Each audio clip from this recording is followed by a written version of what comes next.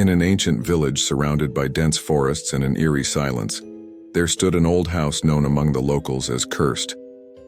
Whispers circulated about strange sounds echoing from it at night, mysterious whispers and laughter that chilled the soul. No one dared to approach the place except for a 15-year-old girl named Layla, who was as brave as she was curious.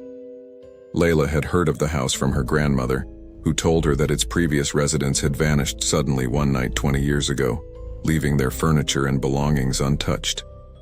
The grandmother said the jinn had taken over the house after one of its residents broke an ancient pact made with a jinn elder.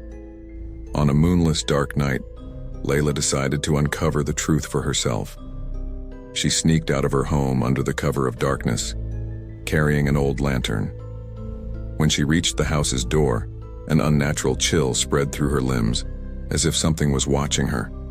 She pushed the creaking wooden door open and stepped inside.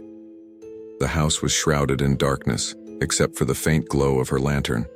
Suddenly, something strange caught her eye. On the walls, there were writings etched with nails in a strange language, as if they were some kind of warning. She began to feel the space closing in on her, the air growing heavy and foul. As she read the bizarre markings, she heard footsteps coming from the upper floor, slow, heavy steps, as though the one walking was not human. Frozen in place, her curiosity eventually overcame her fear. She began climbing the staircase cautiously. With every step, the sound grew clearer. At the top of the stairs, she saw a slightly open door, a strange red light spilling out from within.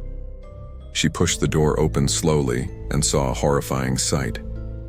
In the center of the room stood a tall jinn with pale white skin, massive horns curling around his head and eyes glowing like embers. He sat within a circle drawn in blood, mumbling words that were incomprehensible. When he turned to face her, the ground beneath her feet trembled and he spoke in a deep, menacing voice. "How dare you break the isolation I imposed on this place?" Layla stepped back, but she noticed something peculiar. On a table in the room lay an ancient book, open to a page filled with the same symbols she had seen on the walls. She remembered her grandmother's words.